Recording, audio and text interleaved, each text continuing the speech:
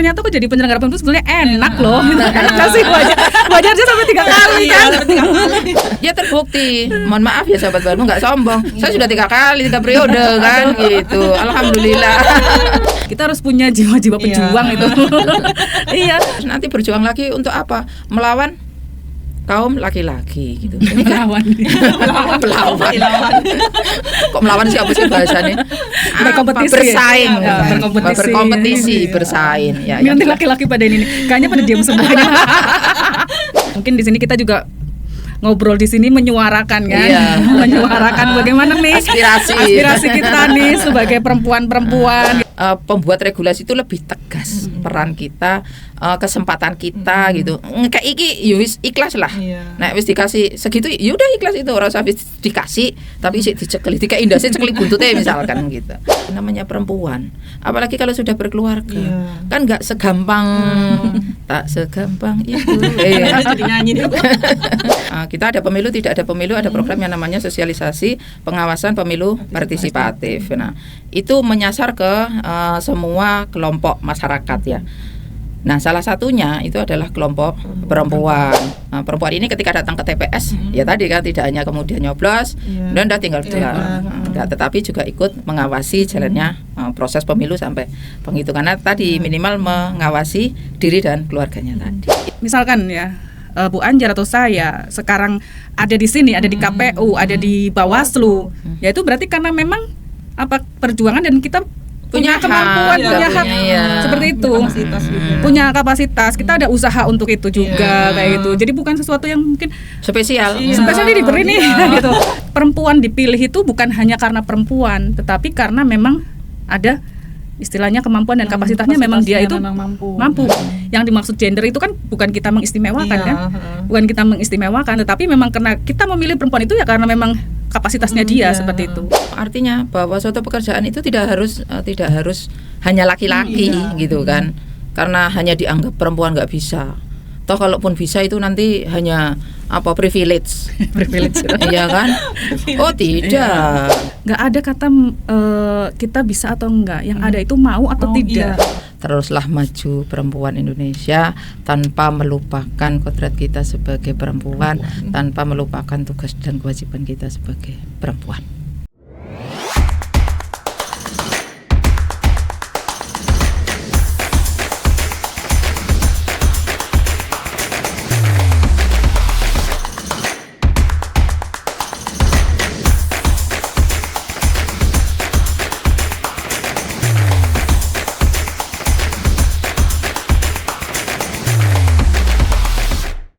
Assalamualaikum warahmatullahi wabarakatuh. Halo sahabat Bawaslu dimanapun Anda berada, kembali lagi dalam podcast Bawaslu Kabupaten Tegal. Nah sahabat Bawaslu, perkenalkan saya Rizka Fitriani, staf Bawaslu Kabupaten Tegal. Nah sahabat Bawaslu, sebelum kita masuk ke dalam podcast, terlebih dahulu saya mengingatkan kepada sahabat Bawaslu semua untuk mengikuti seluruh akun media sosial Bawaslu Kabupaten Tegal. Nah, sahabat Bawaslu, pada podcast kita kali ini yaitu akan membahas tentang tema perempuan dan demokrasi. Bagaimana sih peran perempuan di dalam demokrasi kita ini? Langsung saja kita sapa, di samping saya sudah ada 2 narasumber. Yang pertama yaitu anggota Bawaslu Kabupaten Tegal, Koordinator Divisi Pencegahan Parmas dan Humas, Ibu Sri Anjarwati MKOM. Selamat siang Ibu. Selamat siang Mbak Rizka. Bagaimana kabarnya hari ini Ibu? Alhamdulillah sehat. Ya, Ibu mohon izin terlebih dahulu untuk menyapa sahabat Bawaslu di luar sana Bu. Baik, terima kasih Mbak Rizka. Assalamualaikum warahmatullahi wabarakatuh. Halo sahabat Bawaslu, berjumpa lagi dengan Bawaslu Kabupaten Tegal dalam acara podcast Perempuan dan Demokrasi. Oke, terima kasih Ibu. Selanjutnya yaitu narasumber yang kedua berasal dari anggota KPU. Selamat siang Bu Anjar. Alhamdulillah baik sahabat Bawaslu Jakpir Pemilih, senang sekali hari ini saya bisa hadir di podcast Bawaslu Kabupaten Tegal. Kita akan banyak ngobrol ya tentang perempuan dan demokrasi. Baik, terima kasih Ibu. Nah, sahabat Bawaslu, untuk podcast kita kali ini yaitu akan membahas tentang perempuan dan demokrasi. Langsung saja kepada yang pertama kali Ibu Sri Anjarwati. Iya, Ibu, siap. Gimana Mbak Rizka? Apa sih pandangan Ibu? Bagaimana pandangan Ibu tentang demokrasi itu sendiri Bu? Seperti apa? Silakan. Oke. Ya, Kalau demokrasi ya pemerintahan kita memang menganut sistem demokrasi itu sendiri. Tapi kita kalau berbicara teori ya, demokrasi itu adalah demos dan kratos gitu kan, dari rakyat untuk rakyat, dipilih oleh rakyat kan begitu ta. Menurut saya ya setiap langkah, setiap apa yang kita lakukan, kita kerjakan ya kita harus berdemokrasi ya. Artinya menghargai semua pendapat orang lain gitu ya, mengakomodir pendapat orang lain gitu. Jadi segala segmen kehidupan kita itu ya pastinya bisa dikatakan harus secara demokrasi kan begitu ya, nggak usah lingkup yang besar bernegara gitu kan enggak ya, tetapi dari lingkup kecil gitu ya, keluarga kita gitu kan. Kemudian di dalam suasana bekerja pun kan suasana kita itu ya berdemokrasi itu ya, selalu kita terapkan kan, selalu ada kita gitu, dalam kehidupan sehari-hari kita begitu Mbak Rizka. Ya. Nah Ibu, kemudian menurut Ibu apa sih Bu pentingnya keterlibatan perempuan dalam demokrasi ini Bu? Ya, pentingnya perempuan terlibat dalam demokrasi menurut saya sangat penting gitu ya. Perempuan ini sudah diperjuangkan dari dulu kala keterkaitannya dengan keterwakilan perempuan gitu ya. Perempuan ini diharapkan bisa kemudian mewarnai dalam segi kehidupan ini. Dulu ada tokoh perempuan Kartini, ya kan? Kartini. Ya, habis gelap terbitlah terang gitu kan. Bagaimana kemudian perempuan itu menjadi tidak bisa mengekspresikan yang dia punyai gitu ketika zaman itu. Kemudian seiring sejalannya waktu perempuan itu kemudian berupgrade diri, kemudian perempuan muncul dari mulai konvensi CEDAW itu kan, menghapus diskriminasi terhadap perempuan gitu kan, supaya muncullah kesetaraan gender gitu kan. Nah dalam hal ini kita bicara lingkup berdemokrasi dalam pemilihan ataupun pemilu ya, karena kita kan, saya dengan Mbak Dian ini kan penyelenggara pemilu, otomatis kan kita berbicara di lingkup itu dulu deh gitu kan. Bagaimana kemudian perempuan bisa mewarnai kan, bagaimana perempuan kemudian bisa memberikan kontribusi pemikiran-pemikirannya, keputusan-keputusannya kan begitu ya.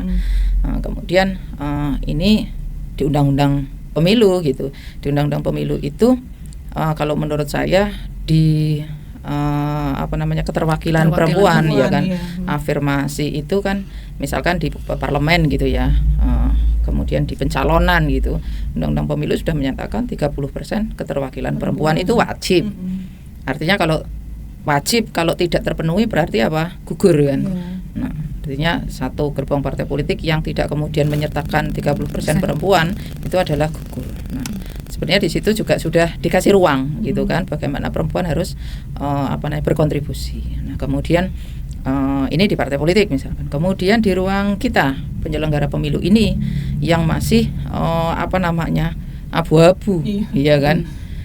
Meskipun abu-abunya ini menuju abu-abu aja, ini dulu diperjuangkan betul di parlemen itu, kaitannya dengan kalau di penyelenggara pemilu itu di Bawaslu khususnya kan mengatakan bahwa memperhatikan keterwakilan perempuan, di PKPU juga sama kan, memperhatikan keterwakilan 30% perempuan.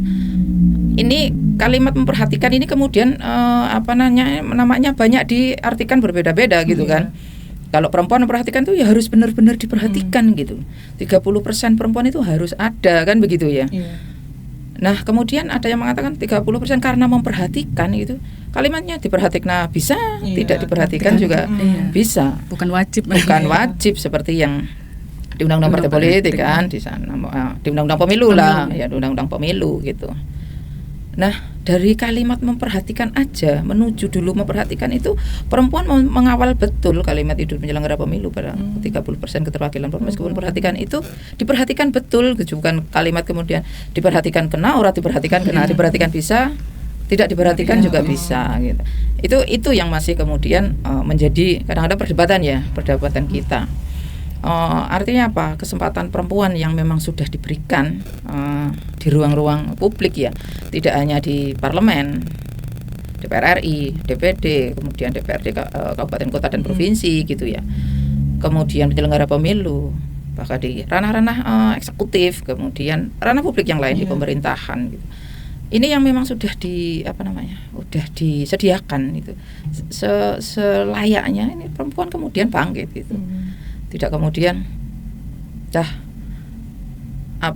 muncul pemikiran yang pesimis barangkali perempuan itu kemudian tidak digunakan, tidak diperhatikan. Dan itu kalau tidak muncul dari perempuan itu sendiri untuk membangkitkan itu semua, ya tadi akan sangat tidak diperhatikan lagi. Karena tadi tantangan kita perempuan untuk maju itu kan luar biasa ya Mbak Dian, iya kan? Apa tantangan kita itu? Budaya patriarki, ya kan? Kemudian pandangan masyarakat itu sendiri gitu ya. Kemudian tantangan yang ketiga itu tantangan dari diri sendiri perempuan itu cukup luar biasa. Sehingga kita saya dan Mbak Dian lah hari ini mewakili perempuan-perempuan yang di luar sana gitu, untuk kemudian tidak pesimis, kemudian harus bangkit, membangkitkan diri perempuan ini bahwa keberadaan kita di ranah-ranah publik di semua sektor itu menurut saya perlu dan sangat perlu. Mungkin begitu Mbak Rizka. Baik ya Ibu. Selanjutnya untuk Ibu Dian. Lah menurut Ibu pandangan Ibu tentang demokrasi itu seperti apa sih Bu? Iya, tadi Bu Anjar sudah menyampaikan ya terkait dengan pandangan terhadap demokrasi bahwa sebetulnya tanpa kita sadari kita itu belajar nilai-nilai demokrasi itu kita dari kecil ya, dari mulai keluarga, kemudian di sekolah kita masuk sekolah dasar kan, mungkin kita nggak sadar ya bahwa kita sebenarnya sudah belajar nilai-nilai demokrasi kan, mungkin ada pemilihan ketua kelas dan lain-lain, ada pembagian tugas kelompok. Nah di situ kan kita sudah belajar tuh nilai demokrasi. Kemudian berlanjut lagi ke lingkup yang lebih luas lagi kan, kalau kita tadi bicara skala keluarga, kemudian di sekolah kan, kemudian di kehidupan kita bermasyarakat kan, bahwa demokrasi itu kan kedaulatan sepenuhnya ada di tangan rakyat ya. Jadi rakyat itu terlibat dalam proses demokrasi, terlibat dalam proses memilih kepemimpinan kan, memilih pemimpin negara ini, kemudian juga terlibat dalam mengawasi jalannya pemerintahan, kemudian juga terkait dengan kebebasan hak sipil masyarakat kan. Jadi kebebasan untuk berpendapat, untuk berbicara, kebebasan untuk berserikat, berkumpul, kemudian kebebasan beragama juga. Nah, itu mungkin terkait dengan demokrasi ya. Jadi di semua lingkup kita lah, di semua lingkup kita. Itu Mbak. Ya. Kemudian menurut Ibu pentingnya keterlibatan perempuan dalam demokrasi itu seperti apa Bu? Sama ya, sangat penting ya Bu Anjar ya. Jelas itu. Kita perempuan harus sangat penting. Sangat penting. Karena gitu. Gini, kalau kita perempuan ingin mengubah nasib kita ya, berarti kita harus terlibat langsung di dalamnya. Nggak bisa kita hanya jadi penonton. Kita hanya jadi penonton di pinggir mengamati kayak gitu. Kita harus terlibat di dalamnya.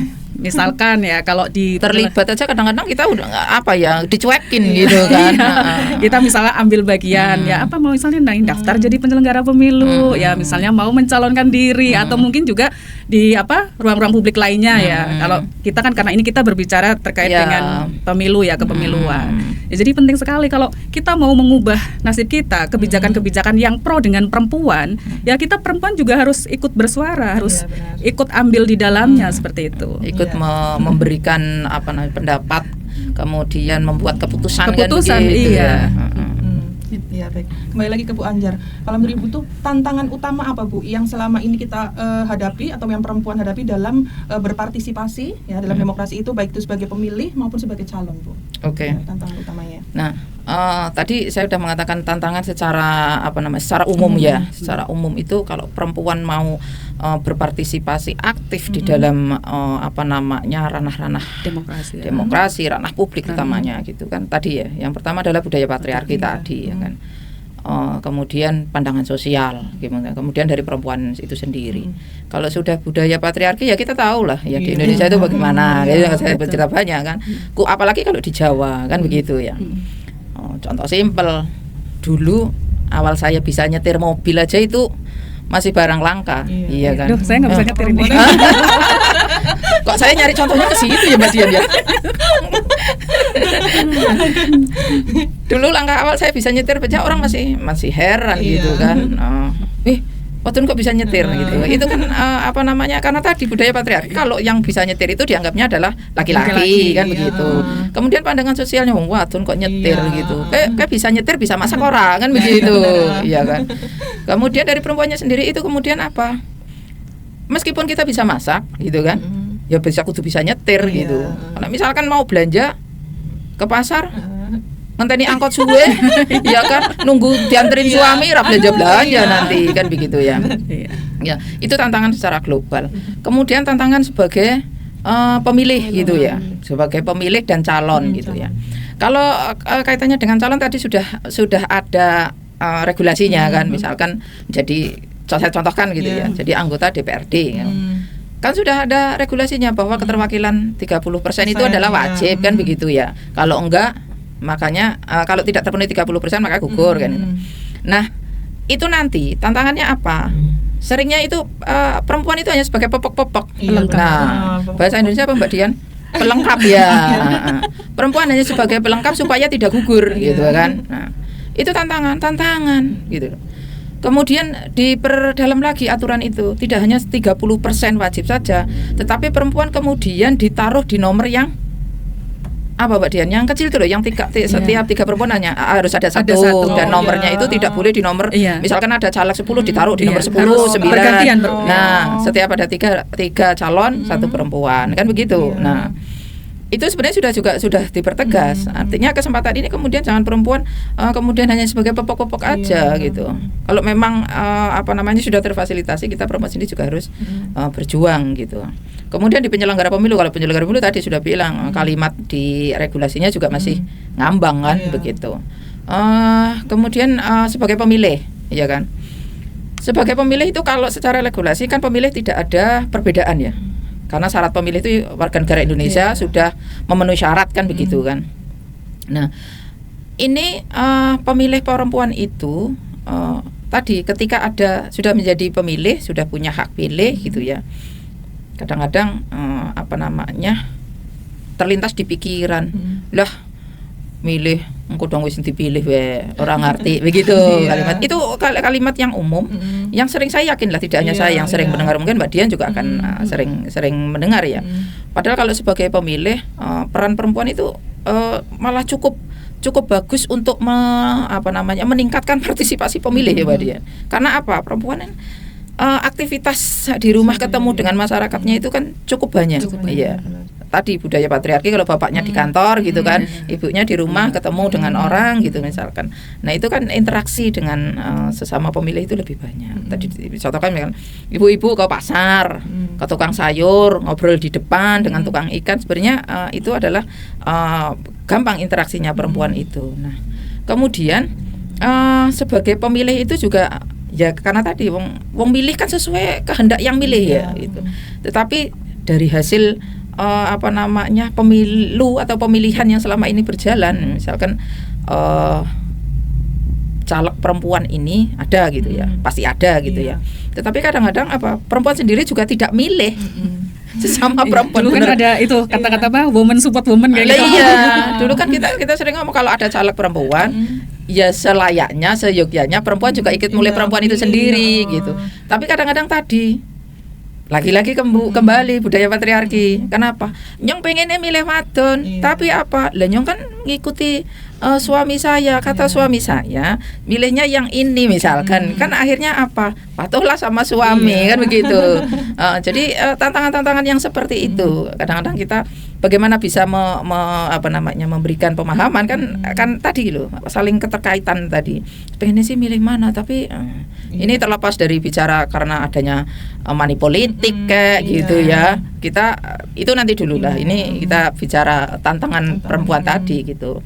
Banyak tantangannya, iya. Dan yang bisa itu siapa? Ya perempuan itu sendiri. Gitu Mbak Rizka. Iya. Baik. Kalau menurut Ibu Dian sendiri seperti apa Bu tantangan utama yang dihadapi perempuan dalam berpartisipasi maupun sebagai pemilih ataupun sebagai calon? Iya, yang pertama tantangan sebagai pemilih ya, sebagai pemilih. Seperti kita ketahui untuk DPT kita kan, yang terakhir kemarin di Pilkada itu kan perempuan dan laki-laki hampir sama ya. Hanya selisih sedikit lah. DPP aja, saya lupa kalau yang DPT pemilihan. Yang DPP itu selisihnya cuma 15.000. 15.000-an. Ya. Hanya selisihnya 15.000-an. Jadi sampai 15.000 lah. 50% hampir 50% ya. Berarti kan jumlahnya itu kan hampir seimbang ya. Nah, kemudian kalau kita melihat juga yang hasil kemarin di terakhir ya di pemilihan itu tingkat partisipasinya itu ternyata juga memang lebih lebih tinggi perempuan ya, lebih tinggi perempuan. Mungkin tadi karena tadi seperti Bu Anjar sampaikan ya bahwa perempuan itu lebih banyak ya, lebih banyak yang ada di berinteraksi kemudian mungkin di lingkungan di rumah seperti itu kan. Kalau bapaknya mungkin banyak yang bekerja dan lain-lain. Nah, jadi tantangannya itu sebetulnya tadi untuk menimbulkan kesadaran diri itu, kesadaran diri bahwa oh ternyata saya pergi nih ke TPS milih itu bukan hanya sekedar saya jalan terus nyoblos sudah kayak gitu kan. Memang penting tadi woman support woman, tetapi juga kalau kita misalkan mau mendukung perempuan juga kita harus juga melihat oh ini kebijakan misalnya caleg perempuan nih, itu apakah memang pantas untuk disupport atau tidak, mendukung perempuan atau tidak. Kemudian tantangan juga bagi penyelenggara pemilu nih bahwa kita juga harus menyediakan nih fasilitas yang memang ramah sama perempuan kan. Jadi mereka mau datang ke TPS itu nggak merasa kesulitan kan, jadi aman, terus mudah dijangkau dan lain-lain. Itu juga tantangan kita ya untuk penyelenggara untuk menyediakan fasilitas yang memang membuat mereka itu nyaman, tertarik untuk bisa datang ke TPS. Nah kalau kita sebagai tadi yang kedua ya, untuk dipilih ya, untuk dipilih tadi Bu Anjar sudah menyampaikan bahwa secara regulasi itu sebetulnya sudah ada ya, sudah mendukung lah. Tinggal memang yang paling penting itu adalah di lapangannya ya. Nah itu tadi yang memang nanti akan banyak sekali tantangannya. Jadi terkait kayak tantangan tadi kalau dari segi budaya, pandangan masyarakat, kemudian juga mungkin terkait dengan biaya politik juga ya. Kalau kita mau bicara biaya politik ini, mau jadi ini ternyata harus kosnya itu harus tinggi kayak gitu kan. Mungkin juga ngeper dulu nih kan. Aduh kayaknya aku mau nyalek tapi nggak punya uang kayak gitu kan. Biaya kosnya tinggi, kemudian mungkin ya kita mungkin kalau bicara jujur ya terkait dengan mungkin ada bilangnya mungkin mahar gitu. Kita nggak tahu ya, mungkin biayanya kan untuk kampanye dan lain-lain memang tidak biaya bersosialisasi dirinya itu kan pasti harus ada seperti itu. Itu yang mungkin juga tantangan lebih banyak di luarnya kayak gitu. Dan kalau kita melihat yang sekarang yang sekarang itu bahwa perempuan juga mungkin sudah banyak yang ada di misalnya di parlemen ataupun mungkin di ruang-ruang publik lainnya. Tapi kalau khususnya mungkin di dunia politik itu kita masih melihat bahwa kekerabatan itu masih cukup tinggi, masih cukup tinggi kekerabatannya. Jadi misalkan si A ini bapaknya ini ternyata, nah ini mungkin karena apa? Karena kesempatan yang didapat perempuan itu berbeda-beda. Orang mungkin kalau sudah punya privilege ya, dia mau belajar ada kesempatannya, atau mungkin kalau yang biasa-biasa kan susah mendapatkan itu. Jadi kesempatan yang diterima itu belum semuanya kayak gitu. Jadi mungkin ada yang mudah mendapatkan itu, ada yang harus susah kayak gitu, sehingga kayaknya sudah kurang pede dan lain-lain itu. Jadi memang harus semangat, kemudian kesadaran diri itu harus penting ya, karena itu awalnya. Kalau nggak ada semangat, nggak ada kesadaran itu kan susah. Semua berbalik lagi ke dirinya kita sendiri gitu, si perempuan itu gitu. Itu mungkin Mbak Rizka ya. Ya, balik lagi nih ke Bu Anjar. Bu, sekarang kita berbicara tentang regulasi, Bu. Ya, menurut Ibu ini sejauh mana sih regulasi dan kebijakan pemilu yang sudah mendukung keterwakilan perempuan? Iya. Kebijakan regulasi dalam hal ini adalah bagaimana perempuan berkiprah gitu ya di dunia kepemiluan lah ya. Kalau kaitannya dengan legislatif gitu ya, perempuan sebenarnya kan wadahnya sudah ada ya. Ya, undang-undangnya itu, undang-undang pemilunya itu mengatakan seperti itu gitu kan, bahwa 30% keterwakilan perempuan itu harus ada ya. Dan di punishment ketika memang 30% itu tidak terpenuhi, maka adalah gugur secara keseluruhan kan begitu dalam satu partai politik misalkan di parlemen. Itu menurut saya sebenarnya ya sudah mewakili gitu ya, sudah mewakili. Hanya kemudian tadi gitu, jangan sampai wadahnya sudah ada, kemudian perempuan itu tadi bahasa saya hanya untuk memenuhi saja gitu loh. Ya tadi karena memang kalau sudah bilang berpolitik kosnya pasti tinggi, ya kan. Ya, orang namanya caleg itu minimal ngurus berkas saja kan ya. Kita pasti mengeluarkan dana kan begitu ya. Nah, wadah-wadah yang sudah ini menurut saya di satu sisi tadi yang satu ini tuh menurut saya ya sebenarnya sudah terfasilitasi gitu. Ada wadahnya, diwajibkan lagi gitu. Kalau namanya wajib, kalau enggak gugur gitu. Sebenarnya itu sudah ya untuk di legislatif ini gitu. Nah, untuk di penyelenggara pemilu nih gitu, khususnya di saya dan Mbak Dian gitu untuk anggota KPU, anggota Bawaslu itu kan regulasinya baru memperhatikan. Meski saya tahu runtutan kalimat memperhatikan itu juga nggak gampang kalimat itu dimasukkan di regulasi tadi gitu. Mengawalnya juga cukup ketat ya gitu. Tetapi tadi di awal saya mengatakan bahwa memperhatikan itu kemudian konotasinya masing-masing terserah yang menerjemahkan. Kalau saya selaku perempuan yang perhatikan ya kudu gitu.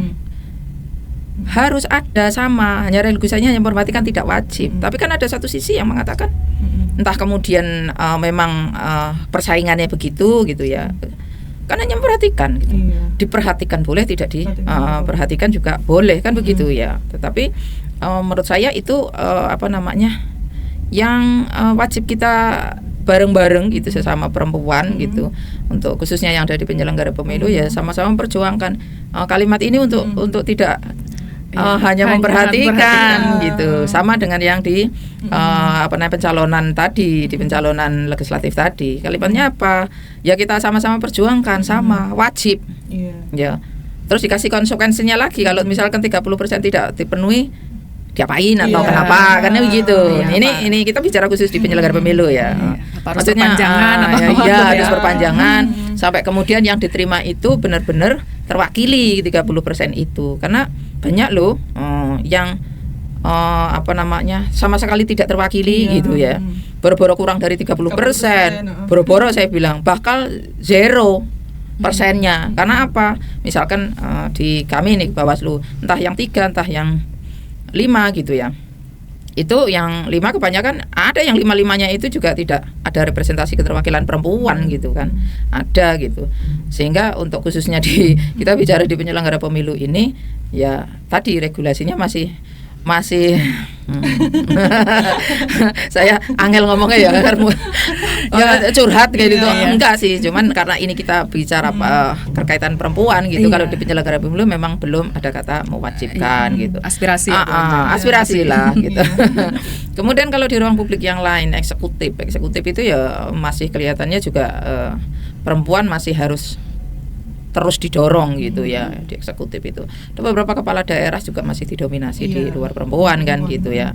Kemudian di ranah publik yang lain, misalkan di pemerintahan aja 18 kecamatan kita contohin Mbak Rizka di kabupaten kita, Kabupaten Tegal 18 kecamatan.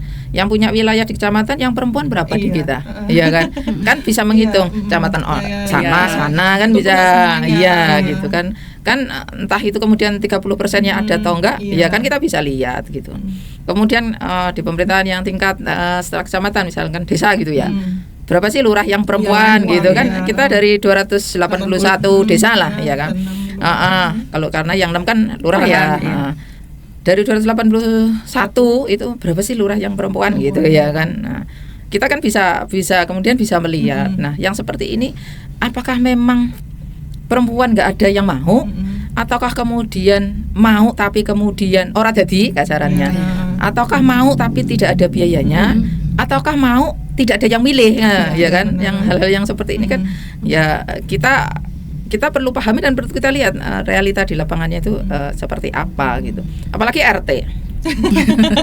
Tapi RT di saya perempuan. Di perempuan kebetulan perempuan. Di lingkup saya itu di sekitar RW saya itu yang perempuan enek poro itu lagi-lagi ini Pak RT. Kalau toh ada Bu RT karena suaminya Pak RT gitu kan. Jadi kaitan regulasi ya masih menurutku masih belum belum terfasilitasi lah gitu ya. Mudah-mudahan kemudian kita bisa beraspirasi ke perempuan itu kemudian ketika 30% ya benar-benar real 30%. Tapi kembali lagi gitu.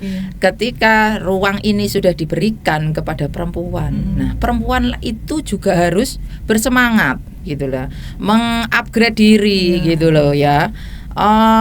Jadi kalimat dulu tuh orang bilang bahwa perempuan itu hanya konco wingking atau dapur. Itu ada apa? 3 kalimat itu. Nanti disensor nggak ya? Ini saya mau ngomong perempuan itu dapur, sumur, nah Mbak Dian yang melengkapi gitu. Nah, tidak hanya di situ, itu iya oke gitu loh ya.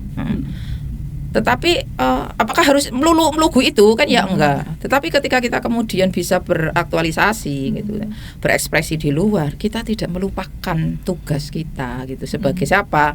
Kita sebagai ibu, kita sebagai istri, kita sebagai menantu gitu kan, kita sebagai anak itu tidak melupakan itu gitu. Meski saya yakin semua tahu lah kalau sudah kemudian ada suami istri gitu ya di rumah, seharusnya nggak semua pekerjaan rumah itu kemudian ditimpakan gitu loh, ditimpakan ke perempuan gitu.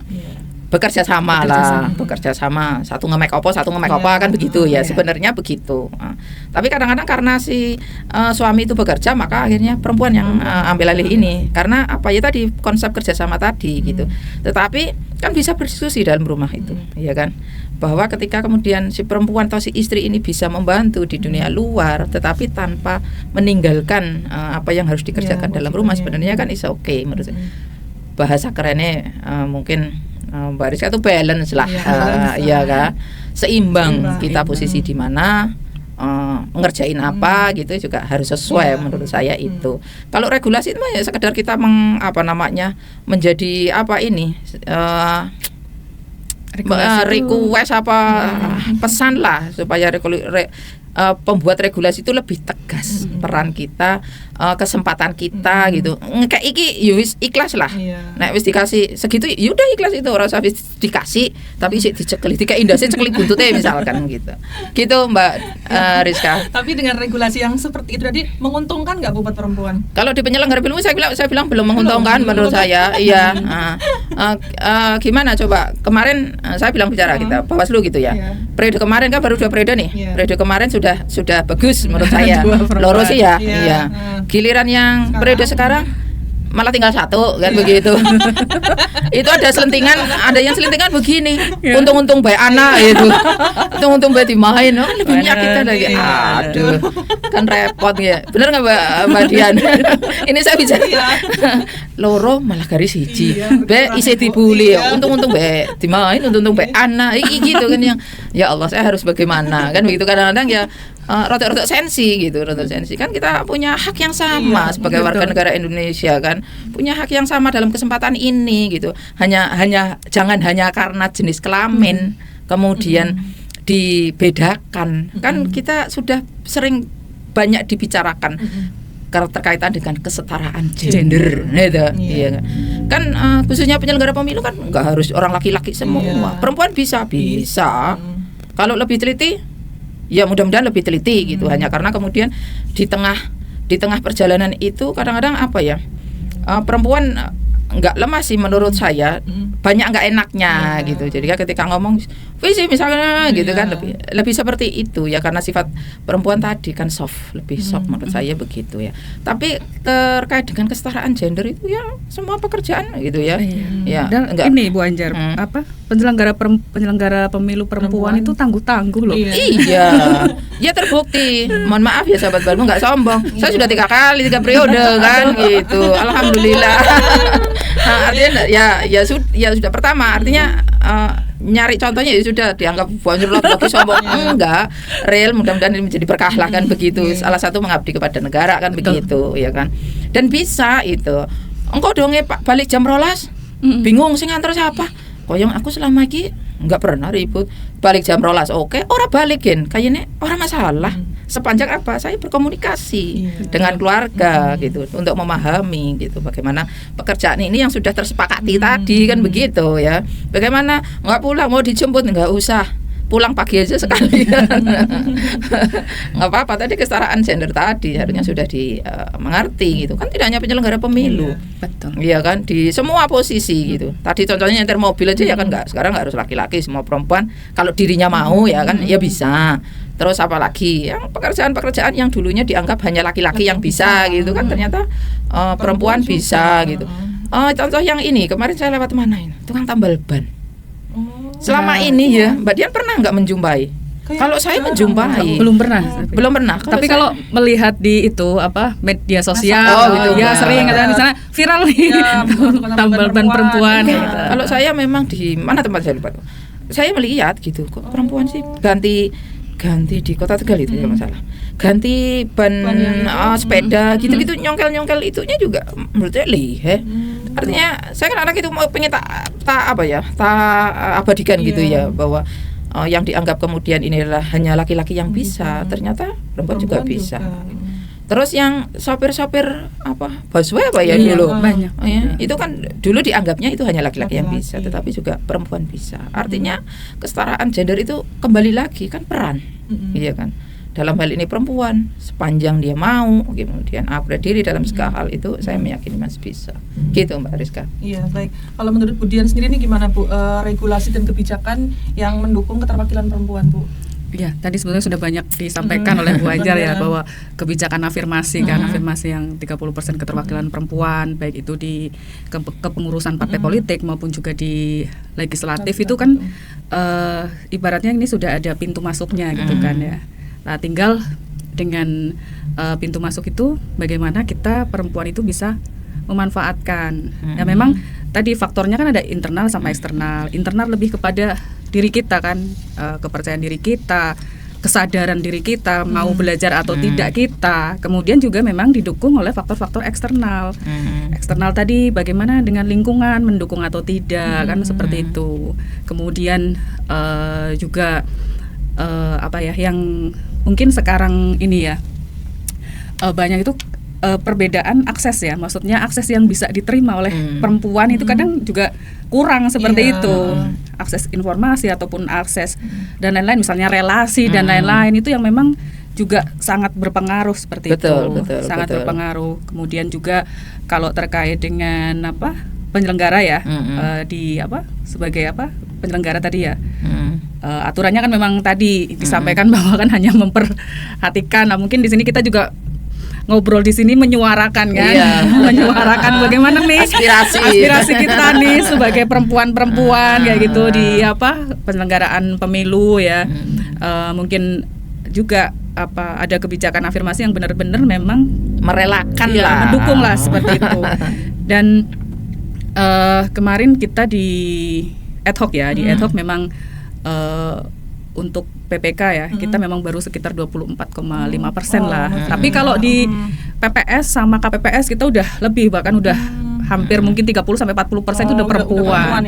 Iya, mungkin ini yang perlu nanti adalah meningkatkan minatnya seperti itu ya. Minat, nah, kita harus bisa nih mempromosikan ya kan.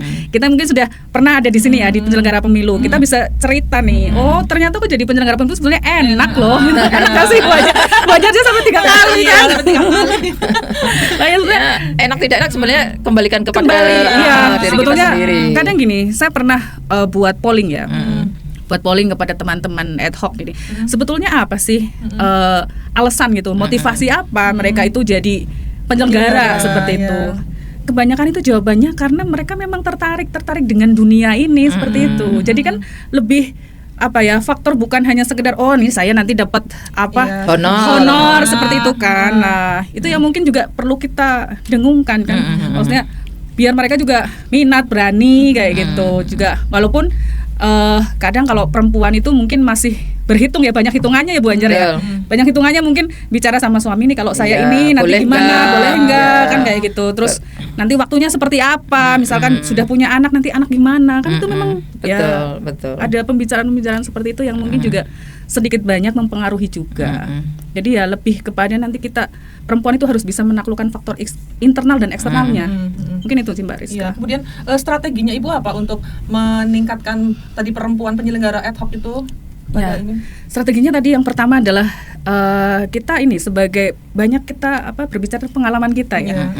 Mungkin melalui tulisan kita, melalui media-media mungkin dari KPU, Bawaslu kan, bahwa jadi penyelenggara pemilu itu bukan sekedar mesti mencari pekerjaan sampingan kayak gitu kan, mencari pekerjaan sampingan. Kemudian yang kedua adalah bahwa berkaca pada pengalaman kemarin rekrutmen ya. Rekrutmen itu ternyata ada daerah-daerah yang memang susah ya. Sampai perpanjangan nggak itu? Iya, perpanjangan nggak? Perpanjangan karena keterwakilan perempuan itu belum terpenuhi. Kalau di PPK sepertinya tidak ya kemarin. Cuma kalau di PPS kemudian itu memang ada perpanjangan untuk beberapa desa ya, karena memang itu tadi kita tidak usah bicara dulu ini perempuan yang daftar. yang daftar laki-laki dan perempuan aja masih masih nggak ada yang daftar itu loh.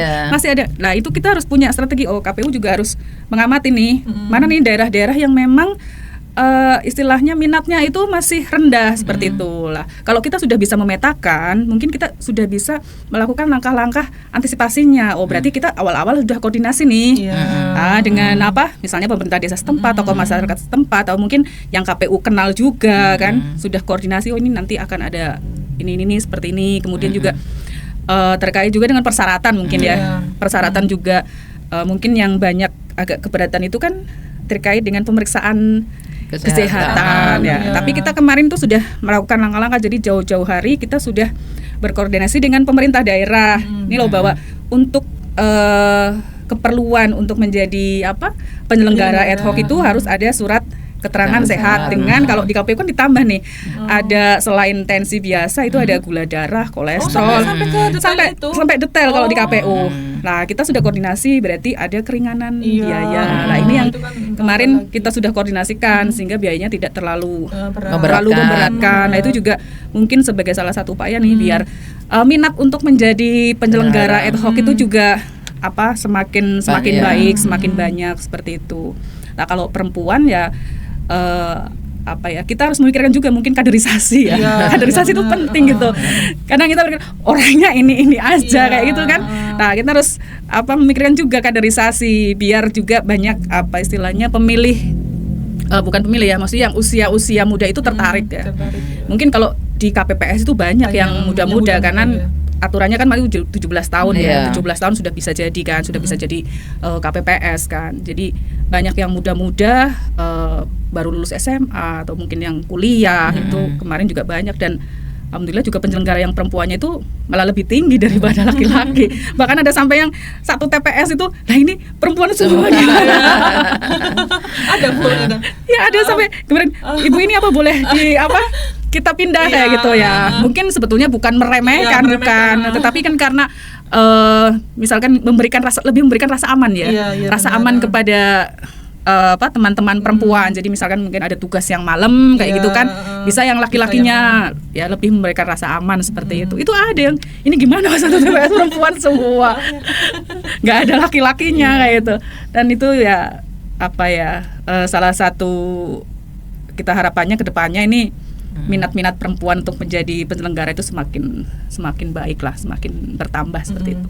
Ya, itu kan tadi kan dari penyelenggara ad hoc-nya ya Bu. Kalau dari keterwakilan perempuan di legislatifnya sendiri gimana Bu? Sudah 30% apa belum? Kalau di legislatif, kalau kita lihat yang sekarang ya di 2024 ini dari 50 itu 15 kayaknya ya? Nggak ada. Kalau 15 sudah 30%. Sudah 13 ya. 13 berarti masih belum. Nah itu tadi sebetulnya. Mudah-mudahan nggak salah saya tadi. Udah salah itu. Tadi tak hitung. Ada berapa yang jadi ya, tak lihat itu sekitar 13. 13 ya. Ya ini kalau salah nih. Tetapi sebetulnya kalau dilihat dari prosesnya tadi, mekanismenya ya memang harus calonnya kan memang harus memenuhi kan minimal keterwakilan 30%. Nah itu tadi setelah keluar nih pintu masuk keluar lah, di sinilah pertarungan sebenarnya kan, sebenarnya tadi, dan banyak pengaruh faktor-faktornya kan, banyak faktor untuk bisa jadi seperti itu. Nah ini yang harus didukung seperti partai politik juga harus ada program-program yang memang untuk istilahnya meningkatkan kapasitas baik itu perempuan, kemudian juga kaderisasi dan sosialisasi mereka juga harus punya program itu. Jadi ini sebetulnya bisa semakin baik dengan dukungan banyak pihak kayak gitu, baik dari regulasinya, kemudian masyarakat masyarakat. Saya rasa kalau semakin ke depan mungkin juga perlahan ya pandangan-pandangan masyarakat, misalkan ini perempuan ternyata nggak bisa kayak gini itu akan semakin mudah-mudahan hilang seperti itu ya. Berjalannya waktu semakin kita bertambah modern dan lain-lain kan, karena sekarang juga banyak perempuan yang menduduki posisi-posisi penting kan seperti itu. Sudah mulai berubah lah. Kemudian juga tadi harus diperhatikan akses informasi, kesempatan untuk itunya, kemudian juga bagaimana membuat demokrasi kita lebih ramah ramah kepada perempuan. Lebih ramah kepada perempuan ya, betul. Jangan sampai nanti tadi benar paling sedih itu kalau dianggap cuma pelengkap gitu. Ya, kepek-kepek. Saya paling sedih. Berarti saya terusnya mikir awakku deh, berarti nyong kepek-kepek ya gitu ya kan. Ya. Tapi kalau itu mungkin dulu ya. Iya. Kalau dulu kan kita bicara legislatif ya. Kalau dulu kan mungkin ada urutan ya, mesti di bawah kan. Iya. Di bawah sudah nih 30%, tapi di bawah kemudian juga bukan berdasarkan suara yang terbanyak ya. Jadi kan dulu peringkat kan 1, 2 yang prioritas mana seperti itu. Kalau sekarang kan memang ya lebih momentumnya sudah lebih baik, dan ini momentum ini yang harus benar-benar diambil dan dimanfaatkan betul oleh perempuan seperti itu. Ya, baik. Kembali ke Bu Anjar. Nah, Bu, dari segi Bawaslu ini langkah apa sih Bu, langkah pengawasan yang dilakukan Bawaslu untuk memastikan tidak ada diskriminasi atau pelanggaran hak politik terhadap perempuan dalam proses pemilu ini, Bu? Langkah kita dalam hal proses pemilu atau pemilihan dalam pengawasan dalam proses ketika daftar calon gitu ya, daftar calon legislatif dari mulai DCS gitu kan. DCS saja itu kan lama, bongkar pasang. Masa saya bongkar pasang lah gitu. Bongkar pasang. Untuk melengkapi semuanya itu sampai sebelum ditetapkan DJT kan begitu. Bawaslu selalu hadir kan di sana mengawasi proses di KPU itu gitu ya. Benar enggak 30% gitu ya. Meskipun ya tadi regulasinya udah ngomong kalau kurang dari 30 kan gugur kan begitu ya. Tetapi Bawaslu juga ambil bagian gitu. Jangan sampai kemudian regulasinya bunyi tetapi penerapannya itu tidak. Masih ada partai politik yang keterwakilan perempuan kurang dari 30%. Proses pengawasan awal pendaftaran DCS sampai DJT ditetapkan, Bawaslu selalu hadir. Nah, perkara kemudian sudah ditetapkan DJT, kemudian dicetaklah ke dalam surat suara gitu. Bawaslu hadir Mbak Dian ya. Kita ikut ngawal cetak surat suara gitu ya kan. Jangan sampai kemudian nama perempuan itu hilang gitu kan. Perempuan hilang malah repot lagi kan ya kan. Dipastikan betul bahwa namanya itu adalah sesuai. Kemudian dipastikan jangan sampai ada yang sudah tercoblos gitu ya. Bawaslu selalu hadir iya. Kemudian pengawasan terkait dengan tadi pendaftaran teman-teman pengawas pemilu ad hoc gitu ya kan. Bawaslu juga hadir di sana kan, baik di kita sendiri ataupun di KPU kita selalu hadir. Dan ya tadi menghimbau kan, ada surat himbauan kan selalu surat himbauan kita gitu. Kemudian kalau ada yang nggak pas lagi ya kita kemudian menuju ke saran perbaikan gitu kan. Surat cinta ya. Surat cinta dari kita kan ke sana. Dalam rangka apa? Ya tadi mematuhi aturan atau regulasi yang ada bahkan di kita gitu ya. Di kita itu ketika pendaftaran ad hoc kan sampai berapa kali dibuka hanya karena kemudian perpanjangan hanya karena keterwakilan perempuan belum terpenuhi gitu. Nah, kita sendiri juga berusaha semaksimal mungkin gitu. Meskipun saya perempuan sendiri gitu ya. Kan saya selalu mengingatkan kalau ketika ada perempuan, kemudian perempuan itu memang berkualitas. Jangan hanya karena apa-apa kemudian tidak diterima, tapi kalau ada perempuan berkualitas, ayo. Saya mengajak. Kan saya tidak bisa kemudian memutuskan sendiri gitu kan. Ayo mengajak saya, tolonglah ini gitu. Tapi kadang-kadang ya banyak kendala gitu ya. Ada yang bagaimana begini, lah begitu gitu. Itu yang kadang-kadang kemudian nggak bisa kita perjuangkan gitu ya. Nah, artinya apa ya? Saya yang di sini nih yang di Bawaslu dalam hal pengawasan kaitannya dengan keterwakilan perempuan itu selama ini sudah menurut saya sudah maksimal sesuai dengan regulasi kita dan keberadaan penyelenggara kita di tingkat ad hoc. Kita ya berusaha untuk mensupport teman-teman perempuan untuk ikut andil dalam kegiatan ini gitu ya. Rata-rata kalau saya sendiri ditanya ngapain sih sampai berkali-kali kan begitu. Kalau saya pada dasarnya kerja di mana pun itu ikhlas kan begitu ya. Di sini tuh saya senangnya apa? Saya mengenal banyak orang dari semua sisi gitu ya. Apalagi sudah bicara dengan sistem kepemerintahan gitu kan. Berbicara demokrasi gitu ya. Kalau menurut saya wawasan cukup banyak yang saya ambil. Sing awite orang ngerti jadi ngerti gitu. Contohnya tadi yang belum tentu regulasi yang keterwakilan 30% perempuan itu kemudian semua orang tahu kan begitu ya. Tetapi kalau kita yang berada di dalam sistem ini gitu kemudian tahu kan. Nah, ketika tahu kan tidak hanya kita tahu, ya kan?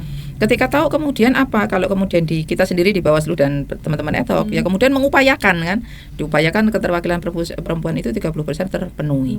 Toh kalaupun tidak terpenuhi itu tidak asal tidak terpenuhi karena banyak faktor tidak terpenuhinya keterwakilan 30% perempuan di kita gitu. Terus kemudian di legislatif tadi ya kan kita ikut prosesnya kan begitu Mbak Rizka. Supaya apa?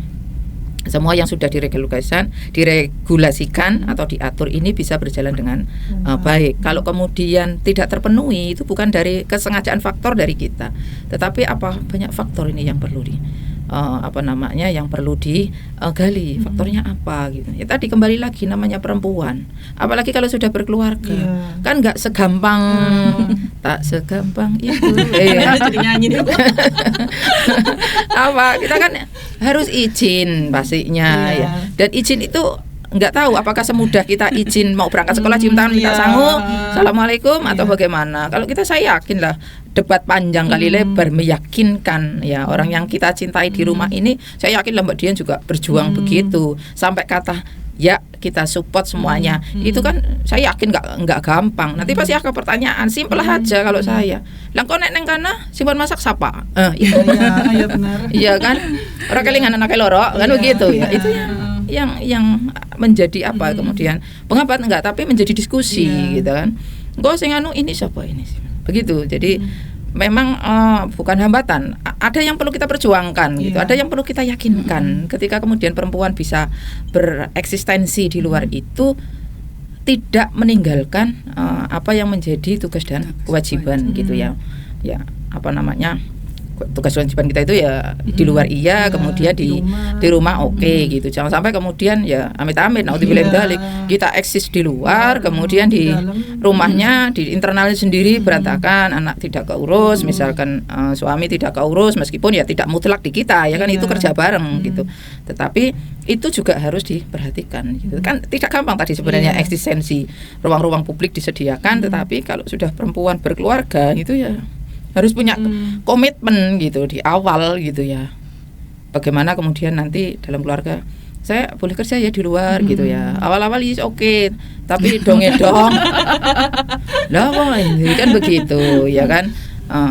Itu yang perlu perlu banyak diskusi, perlu keikhlasan dari semua pihak untuk bisa perempuan itu eksis di luar gitu ya. Atau kadang-kadang begini, ada keegoisan dari pasangan kita gitu.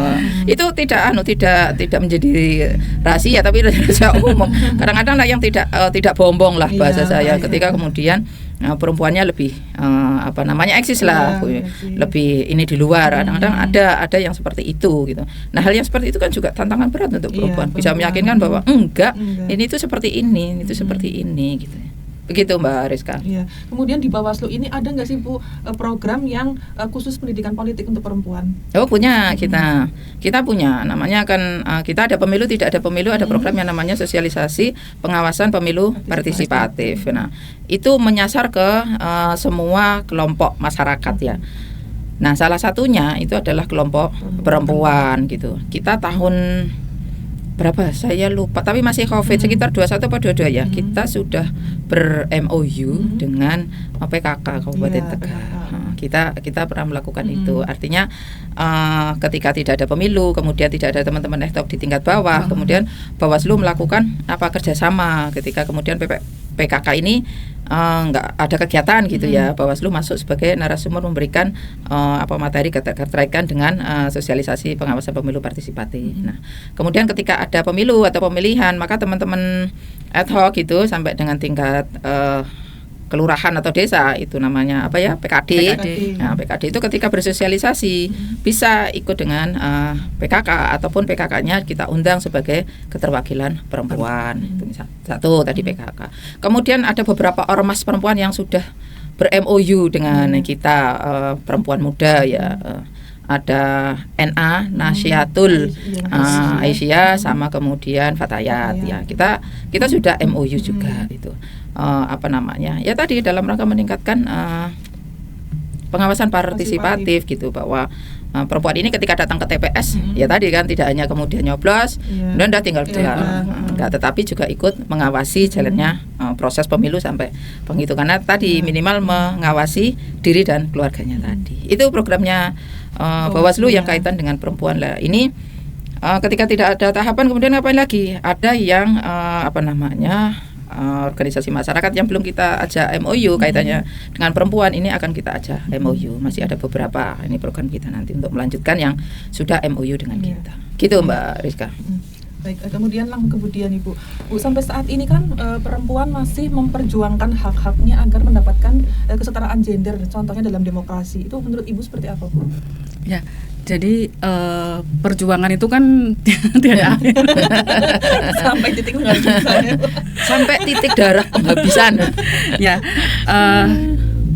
kalau tadi kita bicara tentang regulasi ya, tentang kebijakan afirmasi terkait demokrasi khususnya tadi di legislatif kan, kemudian kepengurusan partai politik dan lain-lain, itu kan sudah ada ya kan. Jadi kemudian tadi juga sudah bicara tantangannya apa kan, internal eksternalnya. Jadi ya itu kita tidak boleh lelah, boleh lelah berjuang bukan hanya untuk diri kita sendiri juga, tetapi untuk perempuan ya dimanapun ya. Dan juga kita tidak bisa berharap gini kayak diberi kayak gitu kan, nggak seperti itu juga kan. Misalnya ini loh jangan seperti ini dikasihkan kita, ini kita harus punya keistimewaan, enggak. Bahwa ketika kita bisa misalkan ya Bu Anjar atau saya sekarang ada di sini, ada di KPU, ada di Bawaslu, ya itu berarti karena memang perjuangan dan kita punya kemampuan, punya hak seperti itu, punya kapasitas, kita ada usaha untuk itu juga kayak gitu. Jadi bukan sesuatu yang mungkin spesial ini diberi nih gitu. Mana spesialnya? Itu nggak ada ya Mbak Dian. Kita mengikuti pahitnya, susahnya sama. Ikut tes kan begitu. Betul. Terus juga setelah itu juga lebih kepada kita komitmen dengan tugas-tugas kita kan, komitmen pekerjaan kan seperti itu juga, selalu upgrade diri juga kan. Kemudian juga karena kita harus punya ini juga gimana nih yang lainnya, perempuan-perempuan yang lainnya juga biar juga punya minat yang sama juga, minat menjadi penyelenggara pemilu juga, ataupun mungkin juga mampu ini. Sebetulnya dia punya kemampuan tapi ternyata kok kayak nggak keluar gitu loh. Iya kan? Kayak nggak pede. Pertama kayaknya nggak pede terus sudah membayangkan yang ini nih. Misalnya aduh nanti kayaknya saya nggak bisa deh, atau misalkan nanti gimana ya cara bagi waktunya, atau gimana cara ininya. Kemudian mungkin sudah merasa aman, nyaman dengan saat ini, udah kayak gini aja udah enak lah kayak gitu kan, kayak gini aja udah, jadi nggak ada tantangan. Jadi sebetulnya memang internal itu memang harus ini, kita harus punya jiwa-jiwa pejuang itu. Iya, nggak cukup berpuas diri ya. Iya, jadi kita mendapatkan sesuatu bukan hanya karena ini. Sekarang masyarakat jangan dong berpikiran seperti ini. Kalau hanya masyarakat sudah tidak berpikiran seperti itu, tapi kitanya tidak ada usaha, kita tidak punya ada kemampuan, ya udah kan. Jadi yang namanya perempuan dipilih itu bukan hanya karena perempuan, tetapi karena memang ada istilahnya kemampuan dan kapasitasnya memang dia itu mampu. Betul, misalnya sesuai di tempat itu, seperti itu. Jadi kadang kan ada pertanyaan nih, misalkan katanya ada laki-laki sama perempuan, misalkan kamu pemimpin perusahaan, ada laki-laki sama perempuan nih, kamu akan pilih mana kayak gitu kan, yang laki-laki atau perempuan. Ini saya perempuan loh. Nah, kalau katanya biar kesetaraan gender dan lain-lain, ya kita harus milih perempuan, ya tidak seperti itu juga kan. Tetap juga kita harus memperhatikan juga kan kapasitas dia, kewajiban dia. Jadi tidak ada perbedaan. Yang dimaksud gender itu kan bukan kita mengistimewakan kan, bukan kita mengistimewakan, tetapi memang karena kita memilih perempuan itu ya karena memang kapasitasnya dia seperti itu. Nah, jadi tidak, misalkan kata-kata woman support woman itu juga harus ada kepanjangannya. Tidak hanya sekedar wanita mendukung wanita kayak gitu, tapi memang wanita mendukung wanita yang memang benar-benar juga kan. Tadi misalkan kayak kita caleg perempuan nih mendukung caleg perempuan, tapi caleg perempuan yang betul-betul juga nantinya punya program-program atau kebijakan juga yang menguntungkan atau mendukung perempuan seperti itu. Jadi sebetulnya dari awal sampai akhir itu kita ya bicara perempuan ini memang lebih kepada faktor itu ya, internalnya kita. Kemudian nanti ada faktor eksternal yang mempengaruhi lah. Faktor eksternal ini akan menjadi lebih mudah kalau kita punya faktor internal yang tangguh, yang mau, yang ini kuat seperti itu. Kalau jalannya sudah banyak tetapi kitanya nggak mau, ya Iya. itu sama aja kan. Iya, jadi kesetaraan gender itu kita harus bisa membuktikan diri kita seperti itu. Gitu. Baik, kalau menurut Bu Anjar sendiri seperti apa Bu dalam kesetaraan gender ini dalam demokrasi? Ya perempuan harus mengikuti, harus setara gitu ya. Artinya bahwa suatu pekerjaan itu tidak harus hanya laki-laki gitu kan, karena hanya dianggap perempuan nggak bisa. Toh kalaupun bisa itu nanti hanya privilege, iya kan? Oh tidak gitu. Toh kalau kemudian didapat itu karena perempuan memang layak, memang bisa mampu gitu, tidak hanya privilege. Misalkan saya di Bawaslu privilege karena pewakilan 30% perempuan, nggak juga kali ya. Kalau toh misalkan ada tetapi kemudian kitanya juga nggak upgrade diri, kitanya nggak mampu, kitanya nggak layak, kan nggak bisa begitu. Nanti kalau kemudian nggak mampu, nggak bisa, nggak layak, kemudian tetap ada, kemudian dalam hal pekerjaan juga tidak mampu, kan malah akhirnya apa? Malah malu kan? Iya, ini ada keterwakilan perempuan kok tidak bisa mewarnai gitu. Dalam rapat misalkan, contoh kecil aja, misalkan dalam rapat diem, nggak ada pendapat, hanya kata ikut saja misalkan, kan tidak diharapkan.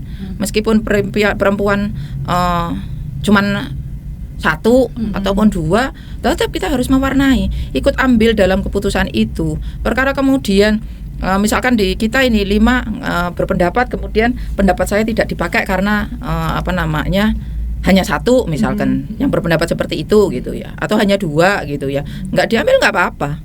Tetapi kita berani berpendapat, kita berani menunjukkan ke publik bahwa ketika perempuan ada di posisi ini mampu gitu loh, bisa gitu. Mampu dan bisa itu tidak hanya ucapan. Mampu dan bisa itu harus diikhtiarkan, harus diusahakan. Ya perempuan itu upgrade diri dengan cara apa? Cari referensi itu, ya kan? Entah dari baca, entah dari ngopi bareng kan begitu, entah dari ngobrol bareng dengan keterbatasan waktunya gitu ya. Tapi ada upaya-upaya untuk peningkatan diri kita sebagai perempuan. Sama juga perempuan menjadi kepala daerah, perempuan ada di legislatif, perempuan menjadi camat, perempuan menjadi lurah, perempuan menjadi menteri, perempuan menjadi pimpinan di BUMN, di BUMD gitu, ataupun di perusahaan-perusahaan swasta gitu. Perempuan juga harus mengupgrade diri. Kalau misalkan perempuan itu nggak punya kapasitas itu, saya yakin gitu, juga nggak akan bisa gitu. Jadi semua juga kembali ke diri kita sendiri gitu ya. Diri kita itu harus mampu dulu gitu, bisa dulu, bertarung dulu gitu ya, upgrade diri dulu. Itu kan faktor yang Mbak Dian katakan internal dari kita sendiri, tidak hanya sekedar kemudian hanya mau saja gitu. Karena setelah kita bisa, mau, mampu, kan kita juga akan diadu dengan perempuan yang di luar sana yang mungkin akan sama, ya kan? Kan pertarungan seperti kita itu kan ya lawan dari diri internal sendiri, kemudian di keluarga dulu, bukan lawan. Kalau di keluarga harus punya argumentasi untuk meyakinkan bahwa pekerjaan ini bisa kita kerjakan dengan baik. Kemudian nanti di luar di sana apa? Ya tadi berkompetisi sama perempuan yang sama-sama juga punya keinginan yang sama gitu ya. Terus nanti berjuang lagi untuk apa? Melawan kaum laki-laki gitu. Ini kan melawan. Kok melawan siapa sih bahasanya? Bersaing, berkompetisi, bersaing. Ya, nanti laki-laki pada ini, kayaknya pada diam semuanya. Tidak melawan laki-laki, ya lawannya tidak hanya laki-laki. Betul, kan tadi ada semuanya yang ikut berkompetisi dalam hal apa yang diikutin kan begitu ya kan. Dalam artian bahwa anggota KPU, anggota Bawaslu, kemudian anggota legislatif, pimpinan-pimpinan semua yang ada ini kan tidak harus laki-laki. Namanya saja penyetaraan gender. Kan semua saja bisa gitu ya kan. Ya termasuk perempuan, penyetaraan gendernya kan di situ, peran kita kan ya. Bisa. Lah caranya supaya bisa, kalau kemudian peluang kesempatan itu kemudian dibuka tanpa mendiskriminasikan jenis kelamin gitu ya. Wah, ini yang bisa hanya laki-laki toh gitu kan. Perempuan tidak bisa. Tanpa itu dibuka secara kompetitif gitu, beradu tanpa tadi melihat jenis kelamin, saya yakin gitu perempuan akan bisa gitu ya. Hanya karena kemudian tadi faktor perempuan banyak hal yang harus yang harus disampaikan, yang harus bagaimana nantinya kan begitu, harus banyak yang dikomunikasikan. Jadi persepsi saya semua pekerjaan itu bisa semua, hanya kemudian kesempatannya itu yang kadang-kadang belum berpihak ke kita. Ya ada pekerjaan yang mungkin yang dianggap ini harus laki-laki gitu misalkan perempuan. Ya mungkin mungkin ada gitu ya. Di posisi apa ya misalkan itu. Mungkin ada, tapi yang dulunya orang kalau pilot aja itu harus laki-laki dulunya gitu ya. Juga Pilot perempuan juga banyak. Orang ke astronot. Ya kan? Sekarang perempuan juga sudah ada artinya. Hanya tinggal kesempatannya itu kemudian diberikannya ikhlas apa orang. 3 toli tadi ya. 30% tapi apa tadi di kita itu memperhatikan gitu ya. Ya mudah-mudahan balik lagi kita minta Kasbi. Jadi penyetaraan gender itu menurut saya ya perlu lah, sangat perlu karena semua bisa gitu ya, hanya kemudian faktor X di belakang tadi yang memang perlu komunikasi. Mungkin begitu Mbak Rizka. Ya, kemudian harapannya Ibu apa sih Bu untuk menciptakan pemilu yang lebih inklusif dan ramah perempuan? Iya, harapan saya untuk para perempuan di luar sana, ayo kita ini bersiap menghadapi tantangan gitu ya, kita bersiap untuk selalu upgrade diri menghadapi situasi dan kondisi. Kita harus bisa dan mau mengaktualisasi diri kita dalam tempat-tempat yang memang itu sudah disediakan. Kan banyak perempuan itu yang sudah disediakan ikut berorganisasi, kemudian kalau di lingkup desa saja saya itu perempuan ada wadahnya ikut jamiahan. Itu kan juga salah satu hal kecil tapi akan menjadi besar, itu dimulai dari situ. Kemudian perempuan itu mau mengeksplor dirinya sendiri, jangan pernah berkecil hati, jangan pernah berkata tidak bisa. Usaha dulu, ikhtiar dulu untuk kita sebagai perempuan itu bisa menempati ruang-ruang yang sudah disediakan. Tapi balik lagi, perempuan boleh eksis di luar, tapi ingat jangan pernah melupakan keluarga.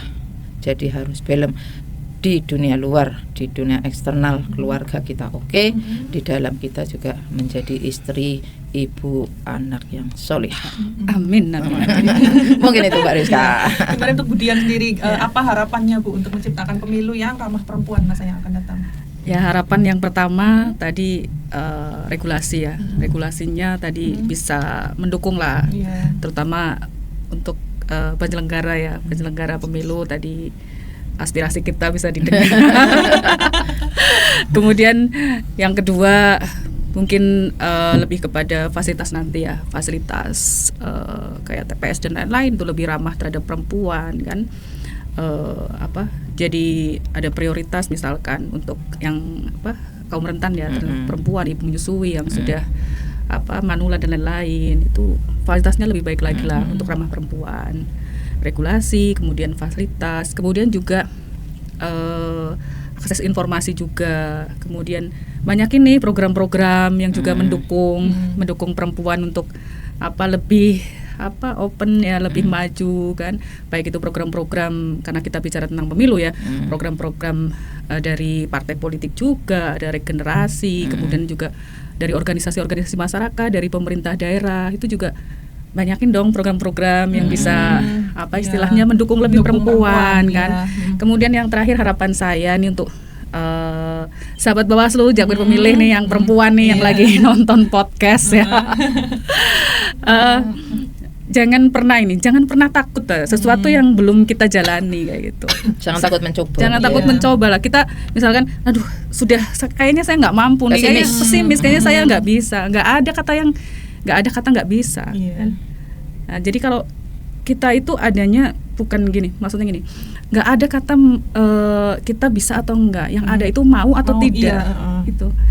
Kalau kita belum mencoba ya jangan bilang kita nggak bisa seperti itu. Dan menjadi penyelenggara pemilu itu mengasihkan. Mengasihkan yang pertama adalah tadi lebih kepada kita ketemu banyak orang ya Bu Anjar. Ya, kita bisa belajar banyak, ketemu banyak orang, bisa bermanfaat ya. Kemudian juga lebih berwarna hidupnya. Lebih berwarna. Yang tadinya hitam menjadi banyak warnanya. Banyak warna ya, dengan segala dinamikanya seperti itu ya. Yang penting itu tadi kita mau belajar lah, itu penting mau belajar. Kemudian tidak hanya di penyelenggara pemilu ya, kebetulan karena kita konteksnya lagi ngomongin masalah pemilu ya, tapi juga di bidang-bidang lainnya. Di bidang-bidang lainnya sesuai dengan memang mungkin cita-citanya kan, cita-citanya atau mungkin yang sekarang bidang yang sedang ditekuni ya, berusahalah yang terbaik yang bisa dilakukan seperti itu. Dan saya yakin kalau keluarga itu pasti akan mensupport ya. Yang penting tadi komunikasi yang baik, dibicarakan yang baik. Jadi ya itu tadi udah jangan menyerah lah pokoknya. Mengasihkan semuanya, nggak ada yang perlu takut misalnya nggak bisa atau nggak mampu kayak gitu. Mungkin itu sih. Nah, Ibu ini nggak terasa ternyata waktu kita udah habis. Oh iya. Kalau udah ngobrol perempuan, iya. Ada habisnya. Kayaknya udah sejam ini. Lebih. Baik, kemudian barangkali ada closing statement yang ingin disampaikan? Apa ya closing statementnya? Atau sudah mewakili yang tadi? Kayaknya sudah banyak sekali ya. Sudah banyak tadi yang disampaikan kita berdua ya, bertiga berarti ya. Kita bertiga terkait dengan demokrasi dan perempuan. Ya itu tadi harapannya aja lah. Kita jadi perempuan Indonesia yang tidak cukup berpuas diri, terus belajar dan bisa membuktikan bahwa kita mampu sesuai dengan bidang yang sedang kita jalani, itu aja. Ya, terima kasih Bu Dian. Sama-sama Mbak Rizka. Hadir ke podcast kita ya. Kemudian untuk Bu Anjar, barangkali ada closing statement-nya Bu atau pesan-pesan nih kepada sahabat Bawaslu di luar sana, khususnya perempuan. Oke. Sahabat Bawaslu dimanapun Anda berada, nanti beli Mbak Rizka. Sejam setengah. Sahabat Bawaslu dimanapun Anda berada, keterkaitan dengan pembicaraan kita hari ini adalah kaitannya perempuan. Teruslah maju perempuan Indonesia tanpa melupakan kodrat kita sebagai perempuan, tanpa melupakan tugas dan kewajiban kita sebagai perempuan. Baik, terima kasih Bu Anjar. Sama-sama Mbak Rizka, Mbak Dian, atur suwun. Terima kasih sudah diundang hadir di podcast Bawaslu, kesempatannya luar biasa. Siap. Nah, sahabat Bawaslu, demikianlah podcast kita pada hari ini. Mohon maaf apabila banyak salah-salah kata. Akhir kata, wassalamualaikum warahmatullahi wabarakatuh. Waalaikumsalam warahmatullahi wabarakatuh.